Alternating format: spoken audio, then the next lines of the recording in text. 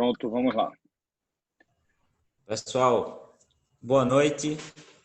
7 horas aí, vamos começar mais uma live aqui na Veneza Investimentos. Eu sou o Luiz Andrade, sócio e assessor de investimentos da Veneza Investimentos, escritório credenciado a XP Investimentos. E hoje a gente tem o prazer aqui de estar recebendo o Ronaldo Zani, que é o sócio fundador da MZK Investimentos, responsável pela área comercial.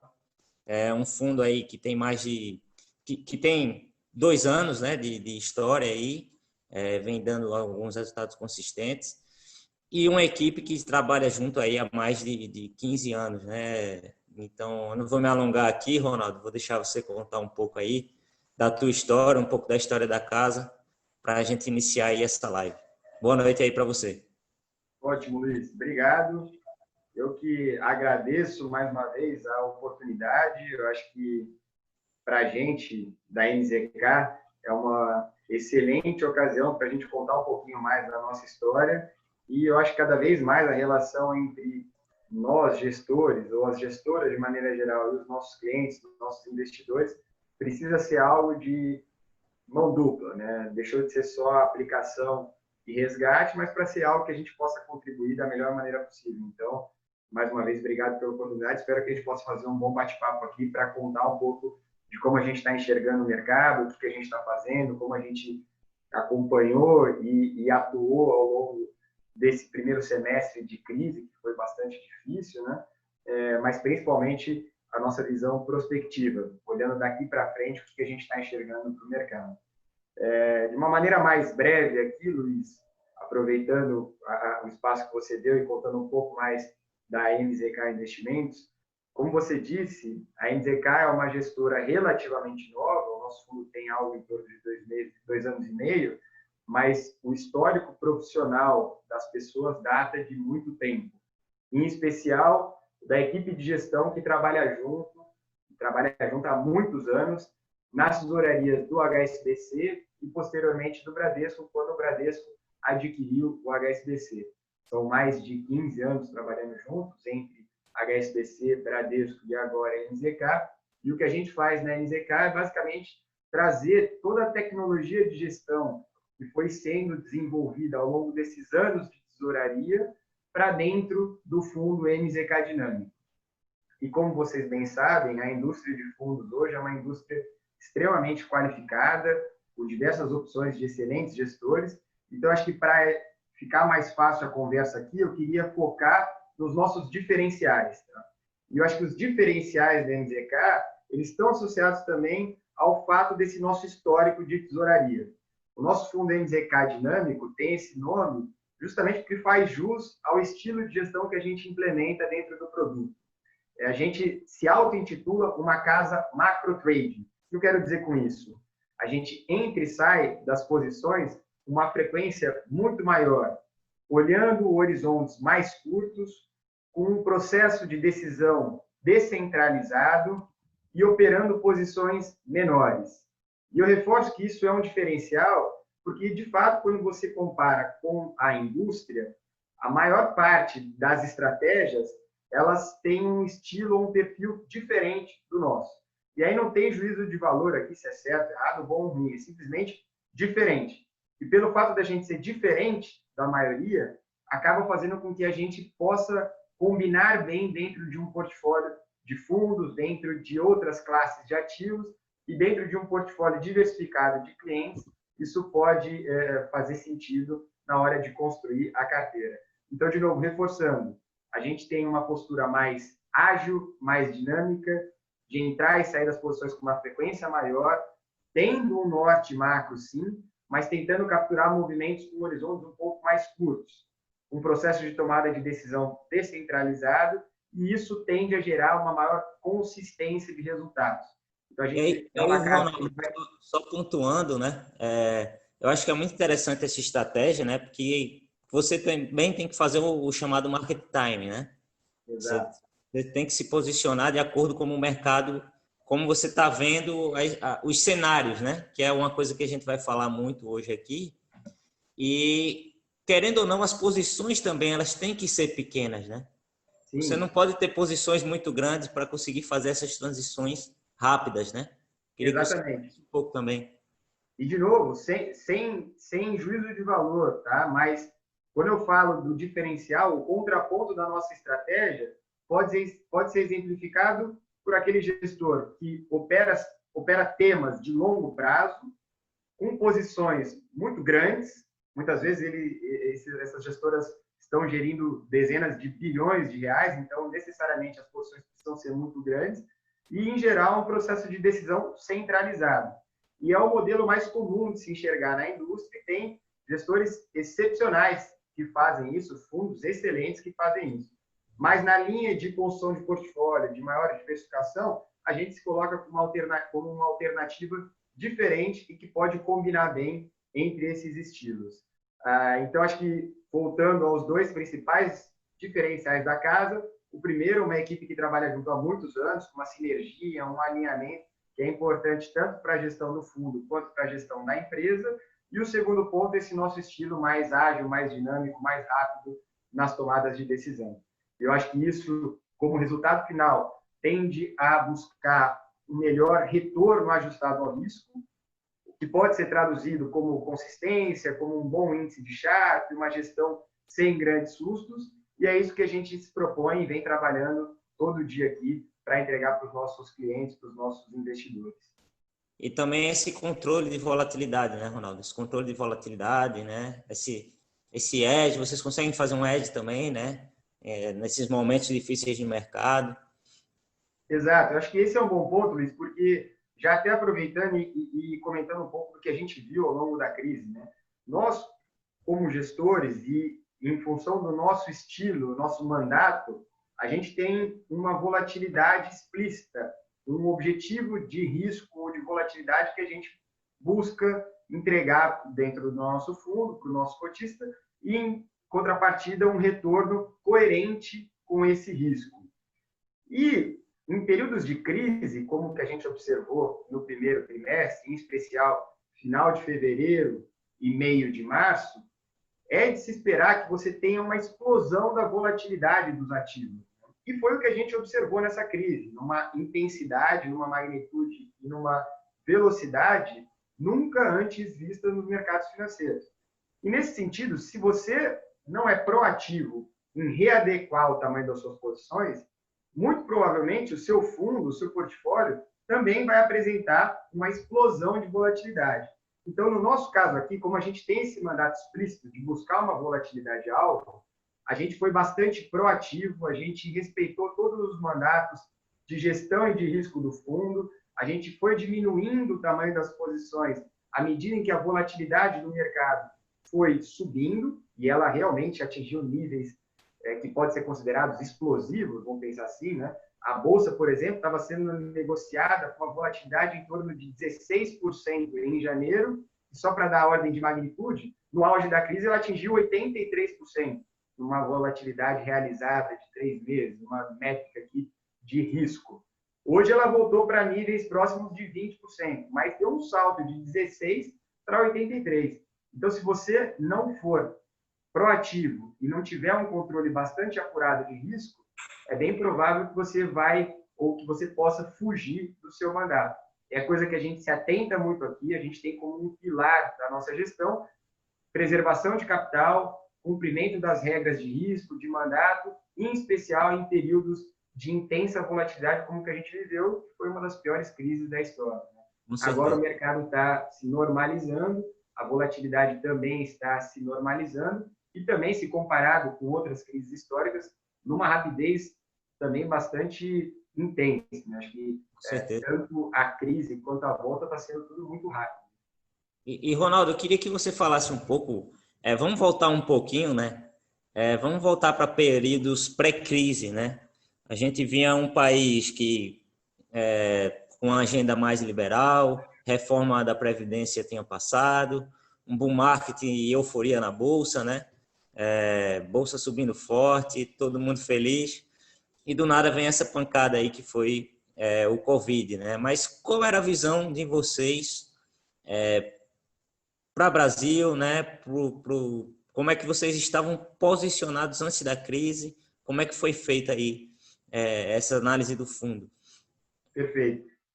Na realidade, como você mesmo comentou, a gente vivia uma realidade muito diferente do que a gente observou pós a pandemia, né? Ou durante a pandemia e nos meses que sucederam ali o auge da pandemia. Quando, final do ano passado e início desse ano, em janeiro, a gente vivia uma realidade de crescimento sincronizado entre nós, Brasil, aqui, com as economias desenvolvidas, numa situação de agenda política e de reformas extremamente positiva, com uma situação fiscal que a gente nunca tinha vivido antes, e todas as expectativas convergiam para um cenário de crescimento com inflação baixa, ou seja, um cenário muito, muito otimista. E a pandemia mudou radicalmente esse cenário, né? Trouxe uma revisão de crescimento muito grande, com os indicadores de crescimento despencando, a volatilidade explodindo, a necessidade de intervenção dos governos e dos bancos centrais, que fez com que a situação fiscal mudasse radicalmente, e, em paralelo, toda a agenda política acabou ficando de lado. Então, isso mudou a dinâmica dos preços dos ativos e a gente viu uma correção muito forte, né? Eu acho que o que vale a gente considerar aqui é que, de fato, a pandemia foi algo inesperado, mas a intensidade e a implicação da pandemia, no período ali de final de fevereiro e janeiro e março, desculpa, a gente ainda tinha um cenário de incerteza muito grande. Então, era muito difícil você entender o que, de fato, aconteceria em função dos impactos da Covid, da pandemia. Então, nesse momento, mais uma vez, é importante você reforçar... Eu acho também, Ronaldo, que foi meio negligenciado pelos mercados, né? O que estava acontecendo na China, né? A gente via se você resgatar... achava que isso ia chegar aqui, que eles iam cuidar da situação lá e ia diminuir um pouco o crescimento aqui, né? Porque é um país que consome muito commodities, tudo isso. Mas acabou que aconteceu o que aconteceu, né? Sim, se você for resgatar a cronologia dos fatos, as primeiras conversas a respeito de Covid na China se deram em janeiro. Em fevereiro, ela começou a se intensificar na China, mas o mercado, como você bem colocou, negligenciou. Eu me lembro que foi durante o período de carnaval aqui no Brasil, foi quando o vírus começou a se alastrar e começou a ter casos de contaminação na Itália, na Coreia, na Arábia, e isso trouxe um medo muito grande. No final de fevereiro. Logo no início de março, você teve uma volta. Os mercados voltaram a, entre aspas, aqui, negligenciar. Mas à medida que o vírus foi espalhando, de fato se tornou uma pandemia, e realmente a gente percebeu que o impacto na atividade econômica seria brutal, aí os mercados realizaram e a gente entrou no modo pânico. E aí eu acho que vale a gente fazer esse paralelo, porque assim como na crise, quando você tem esse ambiente de pânico, você tem um descompasso entre fundamentos e precificação, esse mesmo descompasso ele também é observado nos períodos de euforia, de extremo otimismo. Então, na época, ali, em meados de março, a gente viu alguns ativos sendo precificados de maneira totalmente desconectada com os fundamentos e que, com certeza, geram oportunidades. Então, na prática, ali é importante você, de novo, mais uma vez, cumprir com seus mandatos de gestão e de risco, mas também tentar identificar algumas oportunidades, porque o modo pânico, seja porque você tem que ter reduções compulsórias, porque você é estopado, porque o cliente pede resgate, independentemente do ativo, da performance, ele simplesmente quer se ver livre de risco, você acaba gerando distorções como a que a gente observou. E já até pegando um gancho, Luiz, e fazendo um paralelo com o que a gente está vivendo hoje, a gente também pode já começar a enxergar alguns tipos de descompasso entre fundamentos e precificação. Então, acho que é interessante fazer esse paralelo, porque a gente saiu, em um curto espaço de tempo, de um ambiente de crise profunda, de pânico, com várias oportunidades. E aí, Ronaldo, só te pontuando, nesse momento de crise, né, do ápice da crise, do ápice da volatilidade, como você falou muito bem, né, a gente saiu de uma volta de 16 para 80, de um mês para o outro, um dia para o outro, assim, vamos dizer. E como é que foi o fundo, né, nesse momento? Vocês têm que desfazer de algumas posições, né? Como é que foi aí esse momento para o fundo? Sem dúvida, eu acho que esse é um ponto importante, Luiz, porque, como eu comentei, se você não for proativo, ou mesmo enquadrando o teu portfólio de maneira reativa, para que ele mantenha o seu mandato de risco, de volatilidade, de perfil de rentabilidade, e se você simplesmente deixar o fundo correr à mercê da volatilidade do mercado, é muito provável que você fuja das características principais do teu produto, do teu histórico de risco e rentabilidade. Então, nós aqui na NZK, à medida que o mercado foi andando contra as nossas convicções e a volatilidade foi aumentando de uma maneira explosiva, a gente foi reduzindo o tamanho das posições. A gente vinha, por exemplo, com posições compradas em bolsa, a gente teve que obrigatoriamente reduzir, em alguns momentos até estopar as posições. No mercado de juros, idem. E isso fez com que a gente entregasse uma performance que foi muito aquém do que a gente gostaria, mas dentro de um perfil de risco esperado para o fundo. A gente não fugiu ao nosso mandato, esse é o ponto. E coisa que no futuro, recuperando e mantendo o mesmo perfil, a gente consegue compensar. O ano passado, por exemplo, foi um ano muito bom para a gente entregou o nosso objetivo de rentabilidade, que é CDI mais 5. Na prática, o ano passado, a gente entregou CDI mais 5,5 de rentabilidade, que foi um ano muito bom para nós. Então, mantendo essa disciplina no processo. E obviamente... assim, né, Ronaldo? Também perdeu pouco, né? Vocês não perderam. Esse é o... É o grande ponto também, né? E 2017, que foi um ano difícil também, né? Exato. A gente teve greve dos caminhoneiros, tudo isso, o fundo também conseguiu ir bem, né?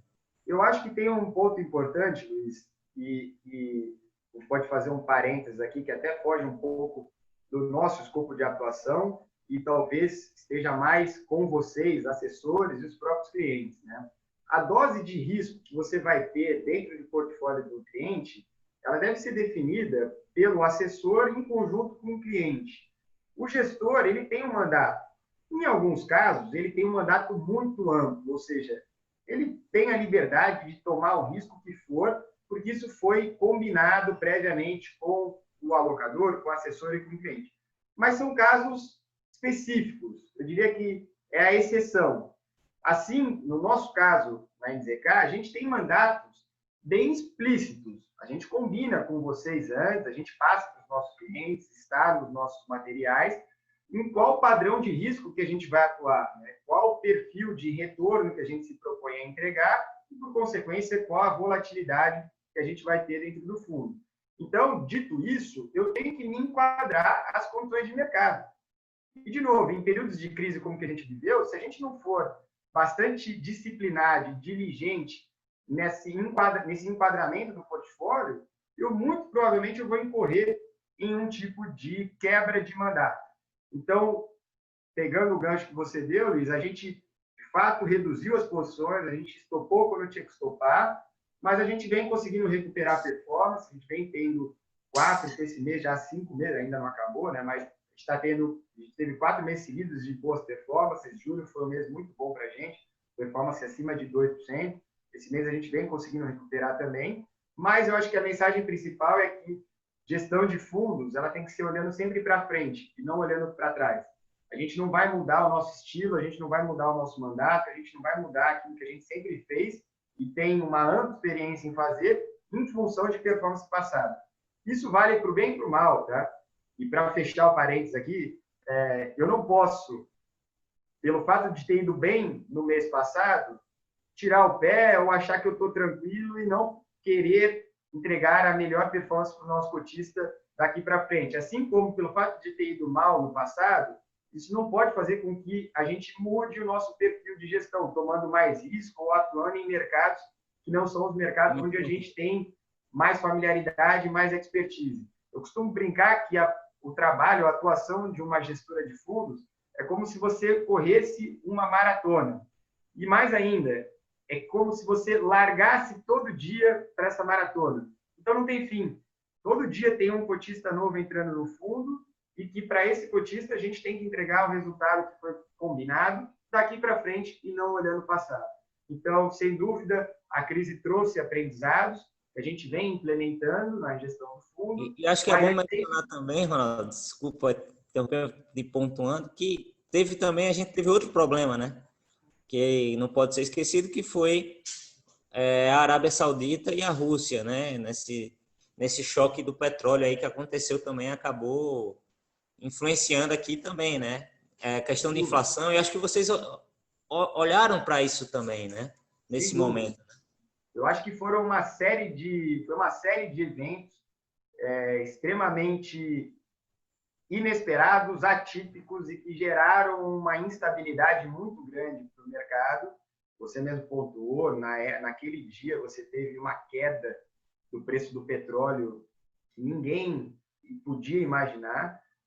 E, de novo, você gera distorções, você gera descompasso entre fundamentos e precificação. E operar nesse ambiente é extremamente difícil. Mais uma vez, a gente tem um dever fiduciário aqui de preservação de capital do nosso cotista. Então, a gente vai atuar naquilo que a gente tem conforto, que a gente tem convicção, e se o cenário não é um cenário para isso, a gente prefere ser um pouco mais cauteloso. E nos momentos em que a gente tem convicção, a gente tem uma leitura um pouco mais clara dos temas de investimento, das grandes teses, aí sim a gente vai implementar as nossas posições, tentar capturar o melhor retorno possível para o nosso cotista dentro do nosso mandato. Muito bom, Ronaldo. E eu queria saber de vocês agora, como é que vocês estão vendo a situação hoje, né? Depois da crise, como é que você vê essa curva de juros inclinada? Eu acho que vocês conseguiram ter ganhos com isso também, né? Vocês conseguiram aproveitar bem esse movimento. O Banco Central cortando os juros, mas a curva continua inclinada, né? Qual é a visão de vocês com relação a isso? Como vocês estão posicionados? A gente vê lá fora, as economias se recuperaram bem, né? Principalmente nos Estados Unidos, carregada pelas FANGs, a gente pode dizer também, né?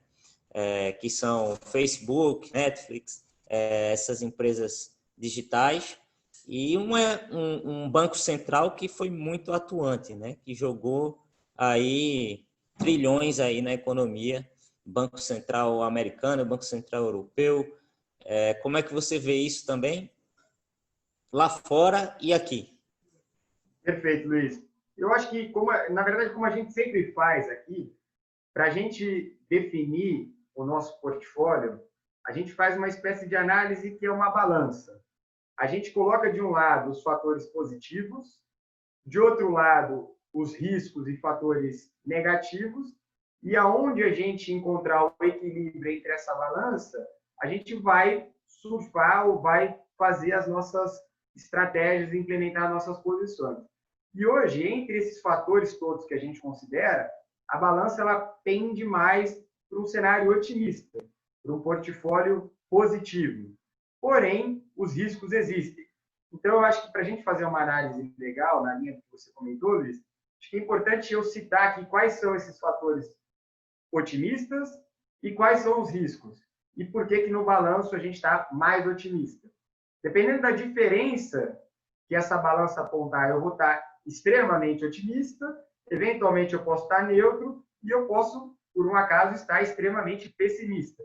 Tudo vai depender da análise desses fatores. E hoje, quando a gente olha para o lado positivo da história, a gente vê 3 fatores muito importantes, dos quais você, inclusive, já mencionou alguns deles. Eu acho que o primeiro é toda essa atuação dos governos e dos bancos centrais gerando um estímulo que nunca antes foi visto também, tanto do lado fiscal quanto do lado monetário. Então, a gente vê uma expansão fiscal enorme e os bancos centrais colocando as taxas de juros em níveis próximos a zero. Então, nesse ambiente, você cria um suporte para os ativos de risco, que é o que a turma vem falando bastante, num termo em inglês chamado TINA, ou There is no alternative. Significa que, num ambiente de extrema liquidez, garantia por parte dos governos dos bancos centrais dos ativos, com taxas de juros muito baixas, você acaba sendo quase que obrigada a buscar outros ativos, ativos de risco, para poder rentabilizar o seu capital. E nesse cenário, talvez a Bolsa seja uma das classes que mais se beneficia. E a gente viu isso acontecer lá na crise de 2008, 2009, e a gente vê acontecendo agora. Talvez os estímulos agora, como a gente comentou, foram mais rápidos, mais intensos, e por isso até a recuperação está sendo mais rápida. Mas a gente acha que ainda tem espaço para que esse suporte todo, tanto do lado fiscal quanto do lado monetário, traga uma sustentação dos ativos de risco, especialmente para a Bolsa. Então, o ambiente de juros baixos, inflação sob controle e liquidez global abundante traz um cenário otimista. O segundo ponto que a gente considera é que o crescimento começa a dar sinais de recuperação. E é importante reforçar aqui que no mercado financeiro, ou para a precificação dos ativos, o que importa é a avaliação na margem, ou seja, o que estava sendo esperado versus o que a gente está observando de fato. E com a pandemia, no auge da confusão, a gente viu uma revisão de crescimento muito grande. Até o FMI, por exemplo, estava prevendo um crescimento para esse ano do Brasil de menos 9%. No auge, se falava em menos 10, menos 11, menos 12, em meados de março e abril. E o que a gente vem percebendo agora é que os números, sim, foram ruins, de crescimento negativo, mas talvez não tão ruins quanto os que se esperavam. E os dados mais recentes estão apontando para a recuperação. No primeiro momento, ali, em meados de maio e abril, a gente começou a ver os indicadores de confiança, que são indicadores antecedentes, já apontando para uma melhora. E agora, os dados mais recentes, tanto dados de atividade econômica, indústria, comércio, já também começam a mostrar uma recuperação. Isso eu falo no âmbito global. A gente vê esses números de ISM, que é um importante indicador dos Estados Unidos, melhorando, PMI, indicador de atividade industrial na Europa, na Alemanha, melhorando, mercado de trabalho melhorando nos Estados Unidos e aqui também, e as atividades, os indicadores de atividade aqui também melhorando. Então, a gente começa a ver uma revisão de crescimento melhor do que era esperado ali em meados de março e abril. Acho que isso deixou bem claro também, né, Ronaldo? Não é que foram resultados bons, né? Exato. Que não foram tão ruins como o mercado estava esperando e precificando, né? Exatamente. Por isso que aquele ponto é importante. O mercado, o preço reage na margem. O que vem versus o que é esperado. Como o que era esperado era um número muito ruim e o que está vindo é um número que não é tão ruim assim, o mercado reage positivamente. A gente, por exemplo, no final de maio, início de junho, a gente revisou o nosso crescimento para o segundo trimestre do ano, de posse dos dados que a gente já começou a perceber, de indicadores de confiança. A gente acompanha um indicador aqui de utilização de energia. E esse indicador é um bom antecedente de outros dados de atividade econômica. Ele já mostrou uma melhora bastante grande ali naquela época, entre final de maio e início de junho. A gente revisou o nosso crescimento para o segundo TRI, fazendo com que o crescimento pro ano de 2020 chegasse no número de 4,5 negativo. Sendo que as casas, em geral, estavam esperando números mais próximos de menos 6, menos 7, o FMI ainda esperava menos 9. E o que aconteceu ao longo do mês de junho, por exemplo, foi um início de revisão desses crescimentos melhorando. Como você bem pontuou, Luiz, ainda é um número muito ruim, mas, de novo, é melhor do que o que estava sendo esperado, e por isso o mercado reage a isso. E o que a gente acha é que a gente deve continuar vendo números melhores, mostrando que vai haver uma recuperação. Uma recuperação, talvez, não em todos os setores, de uma maneira sincronizada, mas com o tempo, um setor vai puxando o outro e a gente pode, sim, ver números de crescimento melhores do que estavam sendo esperados no auge da crise, ou logo após o auge da crise, que foi em março, abril. Então, esse é um dado muito importante que a gente vem acompanhando e a gente tem, na derivada ou na margem, uma melhora desse ambiente de crescimento. E o terceiro ponto que justifica o nosso otimismo é toda a maneira como os governos e como a sociedade vem combatendo a pandemia.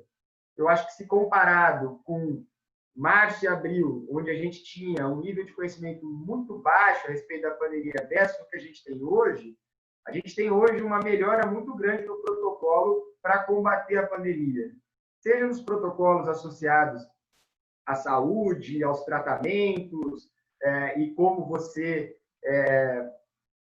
vem trabalhando, principalmente na saúde pública, a questão do combate, e inclusive tendo números recentes de que as coisas estão menos caóticas do que se esperava, inclusive com fechamentos dos hospitais de campanha e leitos vagos, você também tem uma melhora no combate da pandemia por parte dos governos.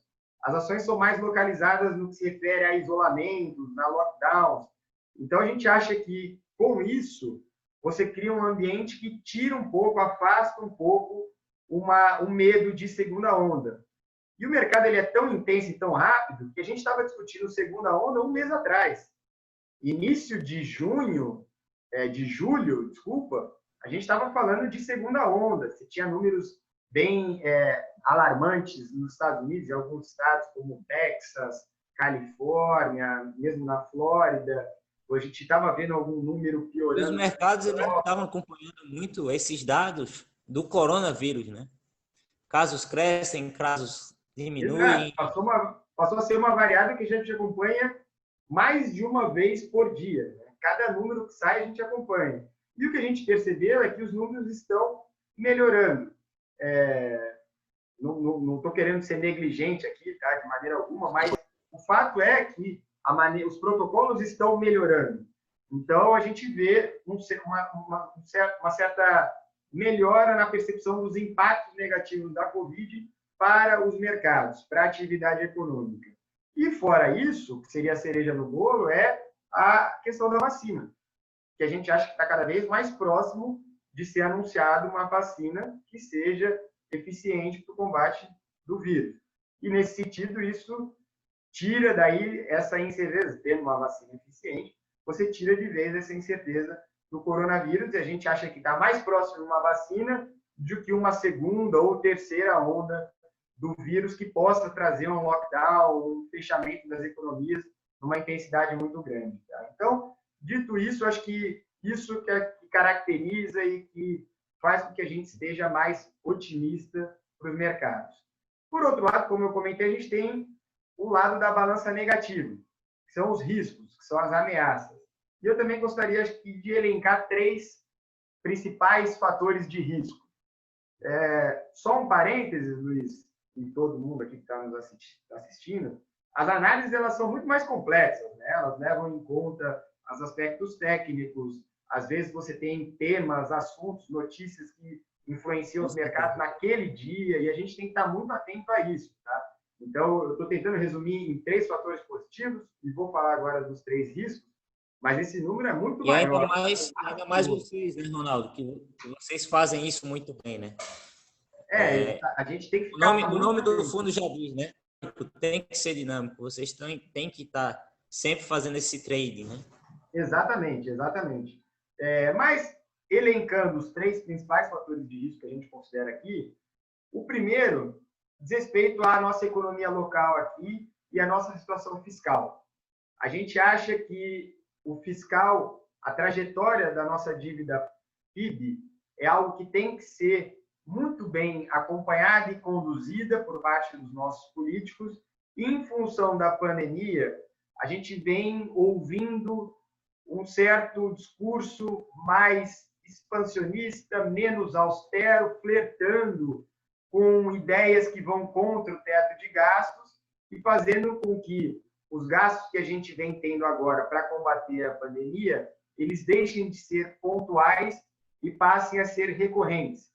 E se isso acontecer, a gente pode ver a nossa trajetória de dívida PIB indo para uma dinâmica explosiva. A gente já teve uma mudança em nível enorme da nossa dívida PIB em função de todos os gastos que foram feitos para combater a pandemia. E a gente acha que esses gastos foram devidos, foram necessários, assim como foi feito na maior parte do mundo.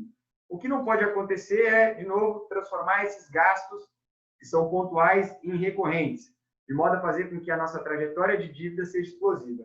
Se isso acontecer, a gente vai ter um impacto muito grande nos mercados, na economia e no preço dos ativos. Por hora, não é o nosso cenário base, mas a gente tem que acompanhar muito de perto. A gente está indo para uma dívida PIB próxima de 100%, a gente está indo agora para 95%, podemos chegar em algo em torno de 96, 97, 98%, o que torna a situação ainda mais delicada. Por isso é importante que haja um compromisso por parte dos nossos governantes com o cumprimento das metas, do teto de gasto e uma austeridade pelo lado fiscal. Isso a gente está muito atento, isso pode trazer implicações muito negativas se a gente flertar ou caminhar nessa direção. O segundo ponto de risco... Desculpa, Luiz. Muito bom. O segundo ponto de risco que a gente considera aqui é uma questão de preço, de valuation. E aí eu remeto àquilo que eu comentei no começo da nossa conversa. Assim como nos períodos de pânico, muitas vezes você tem esse descompasso entre preço e fundamentos, eventualmente nas euforias você também pode observar esse tipo de comportamento nos preços. A gente vê hoje nível de preço, por exemplo, das bolsas, e quando você mede por valuation, ele está mais caro do que estava pré-pandemia. Dependendo da métrica que você usa para medir o valor da bolsa, e tem uma que acho que é uma das mais usadas, que é o preço-lucro, esse nível de preço-lucro da Bolsa Brasileira hoje está acima do que estava em janeiro. No caso do S&P, está acima do que estava em janeiro. E no caso da Nasdaq, que é a Bolsa de Tecnologia dos Estados Unidos, não só está acima do que estava em janeiro, como está na máxima histórica. Então, quando a gente começa a ver alguns preços, valuation de ativos, que nos parecem um pouco exagerados, também nos acende uma luz amarela aqui, merece uma atenção especial, é um ponto de risco. Tá? Então, acho que a gente precisa, diferentemente do que foi logo no pós-crise, a gente começa a ter uma necessidade de mais agilidade, mais seletividade na escolha dos ativos, porque agora a gente entende que alguns ativos parecem precificar um cenário muito difícil de ser enxergado ou ser entregue lá na frente. Tá? E, por fim, dos três principais riscos e ameaças, a gente enxerga as eleições americanas como um potencial para trazer bastante volatilidade para os mercados. O que parece é que até agora não trouxe grandes efeitos, mas na prática a gente acha que pode acontecer da gente, daqui para frente, começar a ter ruídos grandes em função das eleições dos Estados Unidos. E esses ruídos estão associados ao fato do Trump estar perdendo para o candidato democrata, o Biden, e quando se fala num democrata assumindo a presidência, se fala numa ruptura com o modelo econômico que vinha sendo implementado pelos republicanos, e em especial pelo Trump. E esse modelo era um modelo de estímulos fiscais, estímulos à atividade econômica, às empresas, que pelo lado dos democratas, a gente poderia ver, pelo menos no discurso e no histórico, uma postura mais de aumento dos impostos para aumentar os gastos, como saúde, como educação. Eu não estou querendo medir aqui ou dar alguma opinião a respeito do que é certo ou que é errado, que vai trazer mais benefícios no longo prazo. Mas o fato é que, para o mercado, a quebra desse modelo que vem sendo implementado pelos republicanos é pior se comparado com a manutenção com o Trump ganhando. Então, o impacto de uma derrota do Trump seria ruim para o mercado. E mais ainda, o que a gente pode perceber na próxima eleição seria os democratas levando a presidência, levando a Câmara e o Senado, o que facilitaria ainda mais a implementação de uma agenda democratas que vai contra o mercado. Então, nesse sentido, a gente vem observando bem o desenvolvimento da eleição, das pesquisas e dos discursos, e fora isso, a gente também tem o medo de, chegando próximo ao pleito, e o Trump percebendo que vai perder, ele acabar também adotando medidas mais heterodoxas, mais radicais, de conflitos, de embates. Isso também nunca é bem visto pelo mercado. Então, para fechar, não é o cenário que a gente está vendo até agora, mas a gente acredita que tem muito potencial para trazer ruído daqui para frente, essa questão das eleições nos Estados Unidos. Dado esse cenário, como a gente vem nos posicionando? Tá? Como eu comentei, colocando na balança, o lado positivo prevalece. E por isso hoje a gente tem uma carteira mais otimista. Hoje a gente gosta de comprar bolsas, principalmente nos Estados Unidos, e fazendo uma rotação entre os índices. A gente vem se posicionando nos índices como o S&P, como o Nasdaq, Dow Jones e eventualmente até no índice FANG, como você comentou, que é o índice que replica as principais empresas de tecnologia dos Estados Unidos. E a gente vem fazendo esse rotation. Ora a gente está mais alocado no índice, ora no outro, a gente zera, a gente diminui. Então a gente vem sendo bastante ativo na construção do portfólio de ações, combinado também com uma posição aqui no mercado doméstico, comprado na bolsa local. No mercado de juros, a gente já não vê grandes oportunidades assim, com posições vendidas nas taxas ou aplicadas nas taxas de juros. Justamente pelo motivo que você deu, o Banco Central vem sendo bastante agressivo nos cortes, a parte curta já precifica esses cortes, e o longo, a curva está inclinada porque ela embute esse risco que a gente vem conversando, né? O risco do fiscal, a gente não sabe até quando o Banco Central vai promover essa política extraordinariamente expansionista, né, de taxa de juros muito baixas, e por isso justifica você ter um prêmio na curva, ver a curva mais inclinada. Então, na parte de juros, a gente já não acha que tem grandes apostas a serem feitas.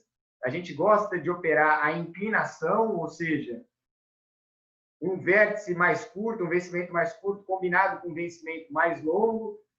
No passado, a gente estava aplicado nessa inclinação, esperando que a curva ficasse um pouco mais achatada. Mais recentemente, a gente estava tomado nessa inclinação, esperando que ela continuasse inclinada. Então, a gente vem sendo bastante ativo agora, as posições são mais táticas do que estruturais. E no mercado de câmbio, a gente também tem um viés mais tático. A gente gosta de entrar e sair com uma frequência maior e, mais recentemente, a gente vem explorando posições compradas em real contra o dólar americano e compradas no euro também contra o dólar americano. Então, acho que essas são as nossas principais posições para tentar replicar e refletir os nossos temas de investimento dentro do nosso portfólio. Muito bom, Zanin. Zanin, acho que um ponto interessante você falando, eu queria, a gente está chegando perto do final, vamos abrir para perguntas, já tem perguntas aí, mas eu queria que você falasse um pouco também como é que você enxerga esse risco inflacionário hoje? Como é que o fundo enxerga isso? A gente vê que a inflação é um bicho que uma vez ou outra ele acorda aqui no Brasil, né? Hoje ele está dormindo, mas o IGPM eu acho que já deu algum susto, né? Embora a inflação em julho tenha vindo abaixo do esperado. Como é que vocês estão enxergando esse risco inflacionário hoje? Você acha que pode voltar? E eu queria que você fizesse um adendo também, né? Com essa queda da taxa de juros e essa volatilidade do dólar também. Como é que você está enxergando isso? O dólar hoje oscilando, eu vi o dólar oscilar em uma manhã quase 2%. E não é muito comum também, né? Os importadores, principalmente nossos clientes, vêm sofrendo muito também com isso. Como é que você está enxergando isso? Perfeito. Começando pelo lado da inflação, Luiz, a gente de fato tem um cenário bastante tranquilo para a inflação. A gente acha que não tem pressão para que haja alguma inflação no horizonte que a gente estima. O nosso economista aqui, o Luiz Fernando Azevedo, inclusive, foi reconhecido entre os top 5 do Banco Central com projeção de médio prazo da inflação. No ano passado, ele foi top 1 de curto e médio prazo. E nos nossos modelos aqui, o que a gente espera é que a inflação continue bastante comportada. Tá? A gente tem um hiato de produto muito grande ainda para ser fechado, para eventualmente poder ver inflação. Então, acho que, sem dúvida, seria um grande risco para a gente, porque poderia levar ao Banco Central ter que elevar os juros e esse movimento traria um impacto muito grande, principalmente na nossa situação fiscal, e tiraria esse estímulo que a gente já vem percebendo e vem entendendo que está trazendo benefícios. Então, acho que o cenário inflacionário seria muito ruim, mas a gente não vê a inflação como uma preocupação no horizonte que a gente enxerga. Isso envolve o final desse ano, início do ano que vem, o que abre espaço para o Banco Central continuar sendo extremamente frouxo ou expansionista ou dovish, como a gente fala aqui no mercado, né? Pelo lado da volatilidade do câmbio, a gente entende que, sem dúvida, o câmbio está cada vez mais difícil de operar, porque realmente você tem um nível de volatilidade enorme. A gente vê tanto o número de players ou de participantes no mercado de câmbio com um viés muito mais especulativo se comparado com o que a gente via no passado. E prova disso é o número de pessoas físicas operando o câmbio, o aumento da relevância do contrato mini de câmbio. E antes você tinha um amortecedor, que era a taxa de juros aqui, para suavizar os movimentos do câmbio, e que agora não tem mais. Então, o câmbio, inclusive, é até interessante você comentar, porque no pré-crise, ele estava rodando, só para dar a ordem de magnitude, né, numa volatilidade próxima de 9%, ele chegou a bater no auge da crise, ele chegou a bater no máximo 30% de volatilidade, só que esse máximo foi no passado recente, coisa de 2 meses atrás. Hoje a volatilidade está em 26%, continua muito alta, justamente por esses fatores que a gente entende que estão influenciando o mercado de câmbio. Uma componente especulativa muito maior, a participação de investidores que antes não existiam no mercado, que são as pessoas físicas, com uma componente mais de curto prazo e especulativa, a participação do mini também, e a ausência desse colchão que é a taxa de juros. Tá? Por outro, e isso dificulta bastante você operar o câmbio. Como você mesmo colocou aqui, um exportador, um importador que precisa fazer o câmbio para tocar o seu negócio, acaba sendo refém de uma volatilidade muito grande, dificulta bastante a sua atuação. Parece que não é muita preocupação do Banco Central nesse sentido. Sem dúvida, é um alerta, todo mundo acompanha, mas ele está olhando para outros fatores dos ativos do que o simples fato da volatilidade no câmbio. Mesmo porque essa volatilidade já vem alta já há alguns meses. Fiz a relação aqui com os juros que você comentou. Acho que antigamente existia esse amortecedor justamente porque a gente tinha um diferencial de taxa de juros enorme. Os investidores internacionais vinham para cá, para o Brasil, para capturar o diferencial de juros. Hoje em dia não vem mais. Então, você perdeu esse colchão que era o diferencial de juros e hoje a gente está à mercê tanto dos fundamentos, mas agora também de uma característica especulativa muito maior.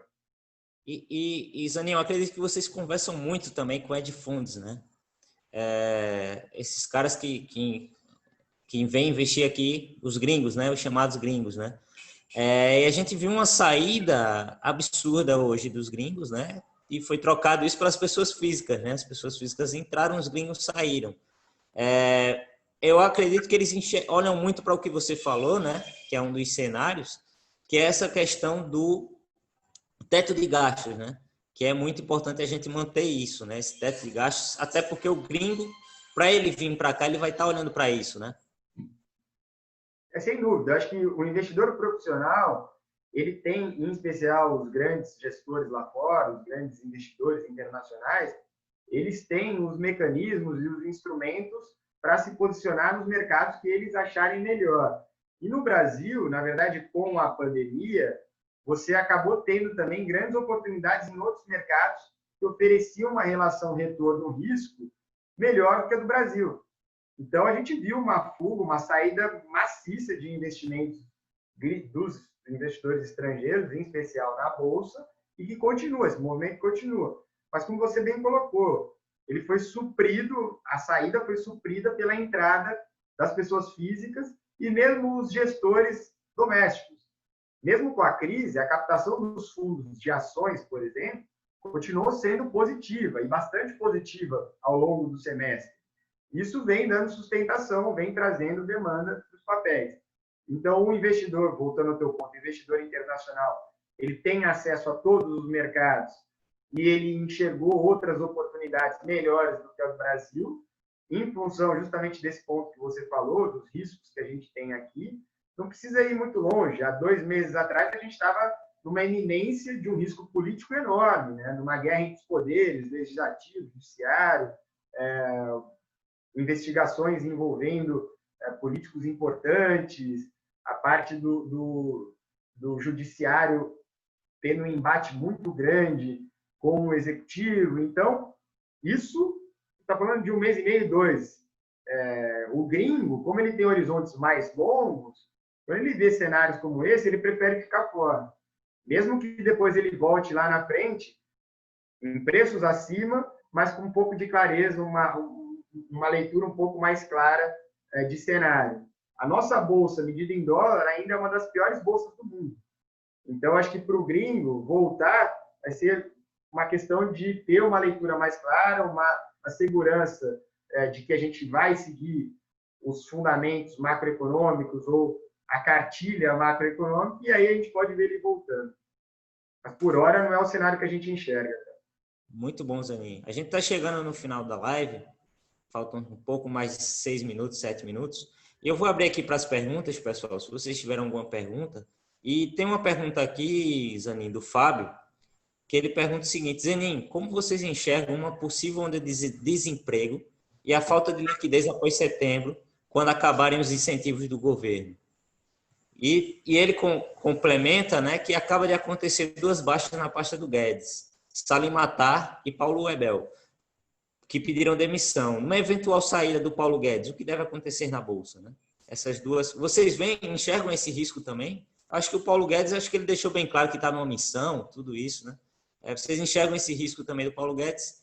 E para a primeira pergunta, vamos para a primeira pergunta, que é como é que vocês enxergam uma possível onda de desemprego e a falta de liquidez quando acabarem esses incentivos do governo?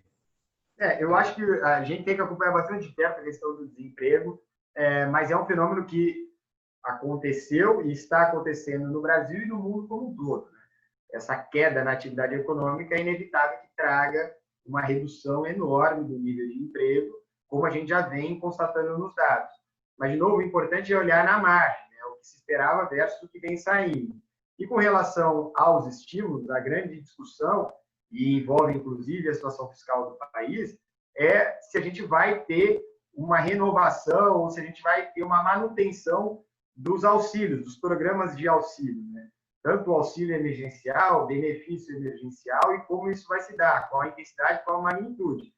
A gente acha que pode ter, inclusive, uma extensão desses programas, que daria um certo suporte até que a economia voltasse a ganhar tração. Então, todas essas medidas estão sendo discutidas. A gente a gente entra bastante nos detalhes da situação fiscal versus os impactos que esses benefícios vêm trazendo, e o que a gente pode perceber é que trouxe um impacto muito grande, positivo.